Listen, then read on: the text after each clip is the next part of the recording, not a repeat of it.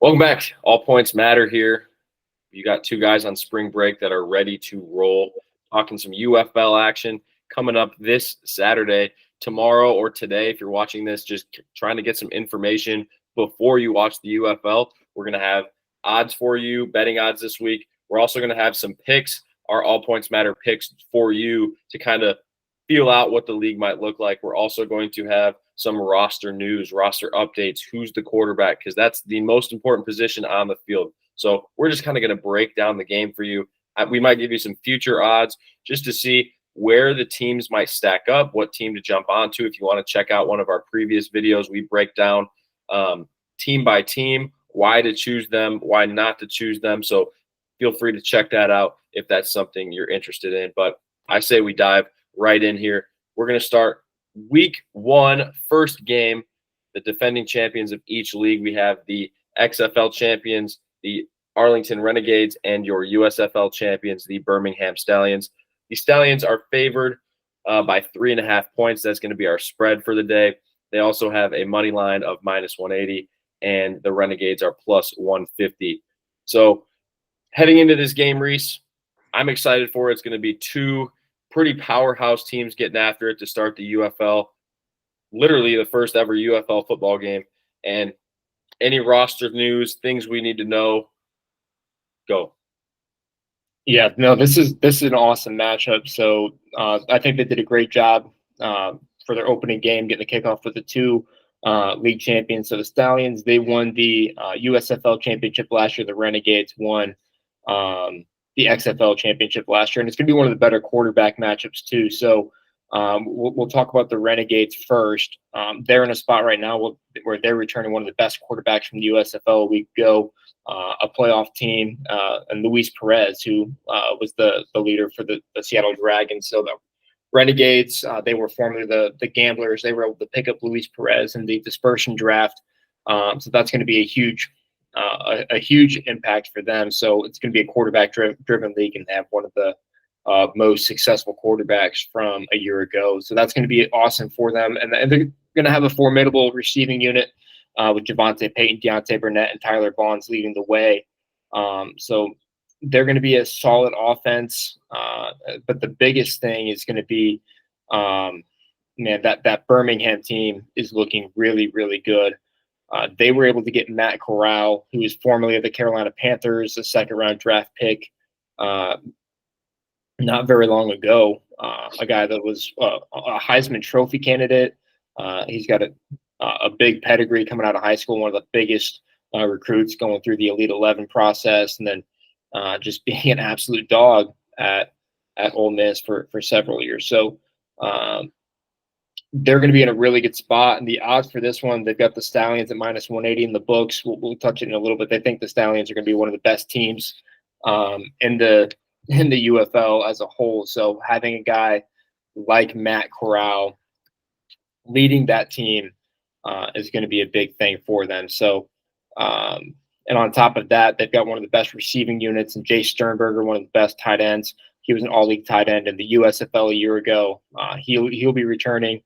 Deion Kane and Amari Rogers. And then there's another guy that slipped in, and Benjamin Victor. There's not a whole lot about him from the past, but he was able to creep into one of the best receiving units in the league. So he'll be a player that we're excited to see because, again, there's a lot of unknown about these rosters and where these guys have come from. So this will be our first chance tomorrow and Sunday to get to watch these guys. But I love the Stallions, and Matt Corral officially being named the starter is a big deal. And Adrian Martinez might give him a run for his money because there was a lot of hype around him too. So a lot of competition in that room, and that team's going to be pretty good. Hey, competition breeds excellence, right? If you got to compete every day to win a position, if they have a lot of talent, guys are going to keep wanting to get better, win that position, because ultimately they are in the UFL to play football. So just being aware of those guys around you and having to push yourself each day to be better and better, that's a formula for a really good team.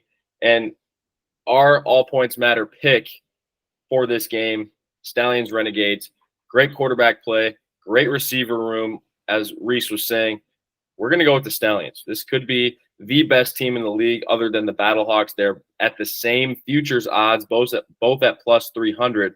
So we're looking at a team that could potentially go on to win the UFL this year. And our all points matter pick is the Stallions of Birmingham. So week 1, game 1 is going to be hopefully a good football game. The odds are close. The spread is close. So we got the Stallions. We're not putting money on this game just to kind of feel it out a little bit more week 1, but we are going to pick the Stallions with no money. We will get to some money on a game later. But heading into game 2 of this week, we have the Battlehawks and the Panthers. The spread is set at 6.5. Battlehawks minus 6.5. That is something I am personally putting money on. The Battlehawks, I think, are going to go up into Ford Field and they might blow out the Panthers. I know I'm a Panthers fan. Reese, you're a Battlehawks fan, but I think just the Battlehawks offense, it's a quarterback-driven league. A.J. McCarron is a smart quarterback. He played high-level football at Alabama. He's played in the NFL. He's gotten reps in practices against some of the best players in the world. So he's going to come into the Battlehawks with a drive. He wants to play football in St. Louis. The championship's going to be held in St. Louis. He's going to want to bring a championship back to St. Louis. I'm going minus 6.5 Battlehawks. Their money line is at minus 305. So it's going to be interesting. The money line for the Panthers is plus 245. Pretty decent value.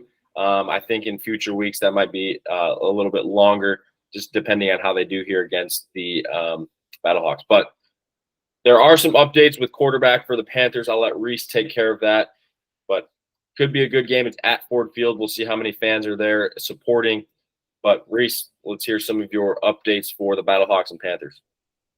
Yeah, so you kind of let us off into it. So the biggest change in the entire league in terms of once the depth charts were released and the quarterbacks were announced just a couple of days ago, E.J. Perry was named the starting quarterback for the Michigan Panthers, which is an awesome surprise. So did a little bit of a deep dive on him. So he originally went to Boston College, transferred to Brown, and Brown is where he really shined. He ended up earning a bid in the East-West Shrine game in 2022, and ended up coming out of that game as the MVP. So he went undrafted, ended up on the Jaguars and the Texans. Never really stuck in the National Football League, bouncing between the Texans and the Jaguars back and forth multiple times. He ended up being on the Panthers last year as a backup. They brought him back this year in a move that kind of went under or just really unnoticed, and then he was named the starter. So he only threw for 100 and some yards last year. He had a rushing touchdown for the Panthers in the USFL season, but this year he's earned the starting role. So he should be trotted out as the starter tomorrow, and there's going to be a lot of eyes on him. And he's a really, really talented player. He's a mobile quarterback. He's got a lot of touch on his passes. And he's going to be more of an accurate passer. So it's going to be a lot of half field reads, is what he's done before. So it's going to be quick RPO decisions. He's not afraid to use his legs. So he's a guy that we're going to be excited to really just see how it works. And he's got some moxie to him. So that could hopefully be enough for him. And just one of the biggest things going into it is in terms of their depth chart, there's not a whole lot going on. I mean, we talked about this before. There's just not a whole lot else on that roster that we're really sure about. So they've got a loaded quarterback room because Danny Etling is listed number 2. Lurkey is out. Looks like it's an injury, but he should hopefully be back soon. But E.J. Perry's been named the starter. On the receiving side, Trey Quinn is the one that we really know. He was the guy that played for the Commanders and really a quick slot guy out of SMU. So he's listed as their number 3 receiver. So outside of that, we don't really know a whole lot about that team. So that's why we're looking at the quarterback position and saying, do they have a chance to compete or not? Because quarterback is going to drive this league, especially in its early phases right now. And E.J. Perry is a guy that's got the skill set to do so, but he hasn't really been given a chance to play in the past. So we don't really know exactly what we're going to see from him. So he's got the traits to do it, and if he does it, this team has a chance to run. But that's one we'll be excited about. And then Drew mentioned we're all in on the Battlehawks. I think they're the best roster in the entire league, led by A.J. McCarron. Again, the quarterback is going to drive the league. A.J. is one of the best quarterbacks He's one of the best quarterbacks in the league, period. So he's an MVP candidate. Him and Jordan Ta'amu just kind of go back and forth as the best quarterback in the league in the past, and that's what we're kind of expecting from him this year, especially just spending an entire season again in the National Football League with the Bengals. He's been around great football. He has played great football, and he's played well anytime he's ever been called upon in the NFL or in the XFL. So we expect the same this year. Wayne Gallman's going to be the running back for the Battlehawks this year, a Clemson guy, NFL player. He had a stint with the Giants, and he's bounced around. He's a good player. Darius Shepard and Hakeem Butler will be playing. Jacour Pearson, unfortunately, is going to be he's been placed on IR. He scared everybody with an Instagram post on crutches. But Coach Beck mentioned at his media presser this week that he expects him to be back after that 6-week IR period. So that's going to be good. But again, they still have two all-league receivers on the outside. Jake Sutherland, the reliable tight end. So they're going to be able to score a lot of points. Their defense, they got the best pass rusher in the XFL a year ago. So he should be a factor this year. So they're going to be able to score a lot of points. They're one of the teams we're more confident about. So yeah, we are going to be on the Battlehawks minus 305. I mean, more comfortable going at minus 6.5 at minus 120. So you're going to get a little bit more bang for your buck on that pick. Absolutely. And the mysteriousness is the fun part about this. Like, I'm excited just to see Absolutely. these and what they do. It's going to be fun to watch. That's kind of the main reason I'm watching this week, but I'm also looking forward to following these different teams and seeing what's going to happen. But week 1, game 3, Defenders, Brahmas. Defenders are definitely the better team, favored at minus 278 money line, and the Brahmas are at plus 225. Also the longest odds to win the tournament or win the playoffs, the whole league, the Brahmas. The spread is also at minus 6 for the Defenders. The Defenders money line is something I'm putting money on as well. I feel very confident in them. They had a great record last year and didn't quite pull that off to get the championship there in the XFL. But the Defenders, they're going to be a good team. They could be one that shocks us. Teamu's back, right? Absolutely. Yeah, so that's a big one. That's going to be a team with more quarterback control that could, once again, make a playoff push and start upsetting teams or even just beating teams they should beat, right? But the Defenders, I'm putting money on them. Money line or spread, I feel confident in both. I think maybe spread has better value than minus 278. So we'll see. Are there any roster updates that are sticking out to you? I mean, I always think it's important to take a look at the roster. So you'll go through San Antonio. We mentioned they've got I wouldn't say a loaded quarterback room, but they certainly have a quarterback room that's worth noting. So Chase Garbers, Quentin Dormady, and Tom Flacco are all guys we've talked about previously. We weren't sure who was going to win the starting job in this one. We had a feeling that it was going to be Garbers, but we weren't totally sure about it. So Garbers will be back. So that's going to be the biggest one for them. So he's the guy with the most NFL and spring league experience. He ended up winning the starting job, which is going to be a good thing for them. So they need, again, quarterback play is going to drive everything. They've got an experienced player and a player who has had at least some level of success in spring football. So having him to lead a team that's a really, again, very much like the Panthers, the Brahmas are. There's a lot of players that we recognize their names, but we just don't know how this team is going to end up panning out. So having Garbers lead them is going to be a good thing from a veteran experience perspective. But at the receiver position, a guy we haven't really heard of, John Trey Kirkland is going to be their number 1 receiver, at least according to their depth charts. TJ Vasher is a guy that we have heard of. He's been a Dallas Cowboy. And Katie Cannon is on that list, but he's seemingly going to be more of a special teamer in that 6th spot on the depth chart. So I would imagine he's going to be their kick returner. He's an explosive player that came out of Baylor. He's probably going to be one of the fastest players in the league. The biggest note for them is they have a quarterback and they have an all-league tight end. So Cody Latimer, a big-time player coming out of Indiana University when he went to the NFL. played for the Denver Broncos. Didn't have a whole lot of success there, but he was an all-league player a year ago with the Vipers. They picked him up in the dispersal draft. So him solidifying that number one spot on the tight end, he's going to be a big-time threat for them. And then Anthony McFarland, the former Steelers running back, did end up winning that number one spot in the backfield. So that's going to be another big-time play thing for them. Jalen Samuels is a player that was on the Steelers as well. He ended up not making their depth chart, so I'm not sure if he's still on the team or not. But they're going to have talent on this team. It's just a matter of whether or not they put it together. And I just think it's really fascinating that the Brahmas are equally listed with the longest odds for the title. So they might know something that we don't. We know that there is NFL talent all over this roster. And now Chase Garbers is going to be the quarterback to lead them, which is the biggest news. And going to the Defenders, I mean, this is a team that we talked about. They're going to have one of the best defenses with NFL talent all over that defense, including the addition of DJ Swearinger and a couple of other big-time players like DeAndre Baker as well, another former NFL player in the second-round pick. Like, there's no shortage of talent on this team.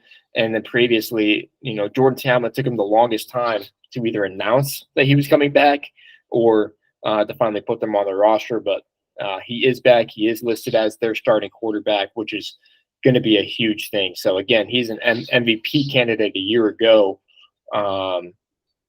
It's just not every day that you get a quarterback like A.J. McCarron or like Jordan Ta'amu that are bona fide spring league MVP candidates. So him, Jalen McClendon ended up getting the number 2 spot, and DeAndre Francois lands in the number 3 spot. Prior to Ta'amu, we thought Francois had the strongest pedigree of them all. But Kiki QT being a receiver, he's listed as a number 2. Brandon Smith is listed as a number 1 for those guys. So, again, it's a quarterback-driven league. Who are the weapons that are going to surround those guys? QT is a bona fide player out of Houston. Played for the Texans, played for the Colts. He's bounced around the league and had success in multiple instances. If he never got hurt in Houston, he'd probably still be in the league. And the injury kind of derailed his career. Excited to see him get another shot. So he's an explosive player. So giving Ta'amu weapons like that is going to be a big deal. The biggest news outside of Ta'amu is that Abram Smith, their all XFL running back, he's going to be out for the season. I suffered a knee injury on Wednesday. So Cameron Harris, don't really know a whole lot about him. So excited to see how he ends up playing out. He'll be the number 1 tailback, but losing an all-league player 3 days before the season starts is a real bummer for them. But yeah, the Defenders, they're going to have one of the best defenses in the league, and now they got a quarterback to drive the train. So they're going to be in a good spot.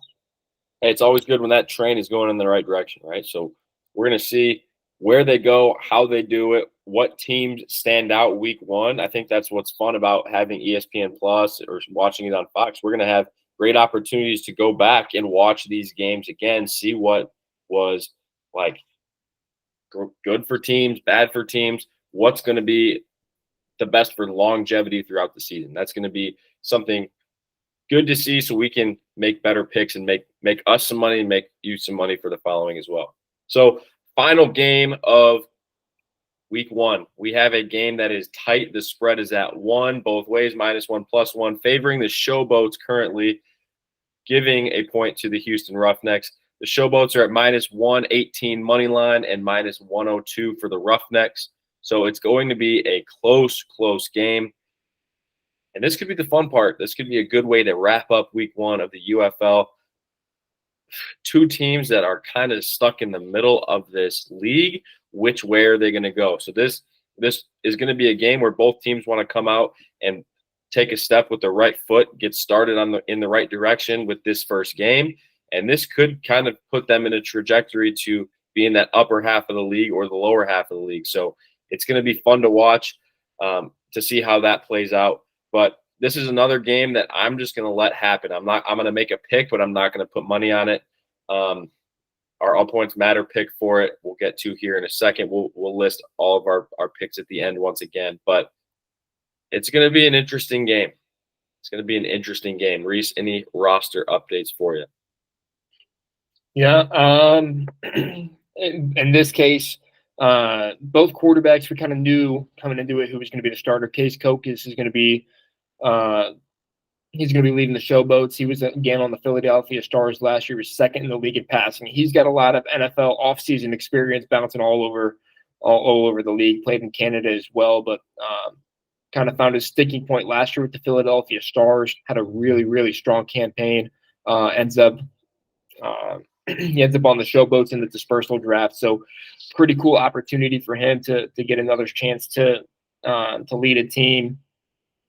And this Memphis team, we were looking at it, and they do look like they're going to be in a solid spot. So they're going to have a pretty decent offensive line carried by Jaron Jones, who's an all USFL player a year ago. But outside of that, we don't really know what this offense is going to look like. So they've got a quarterback that they should be able to protect him if everything goes according to plan. But outside of that, and it's a quarterback-driven league. That's why we feel fairly confident that they're going to be in a good spot because they've got a player who's had success before in Cokus. But outside of that, we don't know a whole lot about this Showboats team. So I think that's it's reflected in the odds. They've got a quarterback, but we don't know a whole lot else about them. Very similar feeling with the Roughnecks. They've got a decent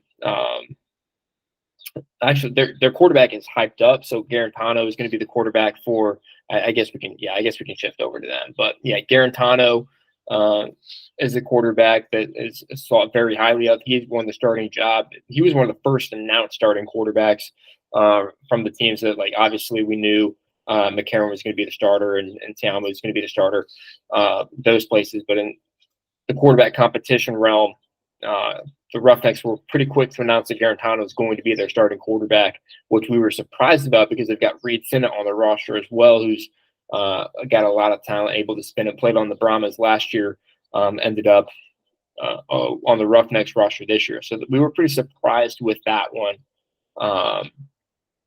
But no, they should be in a good spot as well. They've got an all-league receiver in Justin Hall that we're really excited about, and they've got a running back in Mark Thompson, who's an all-league player as well on their side. But very similar. Outside of that, we don't know what to expect from this Roughnecks team. So there's a lot of names on these rosters, but we don't really know how it's going to really pan out. So we're pretty excited about it.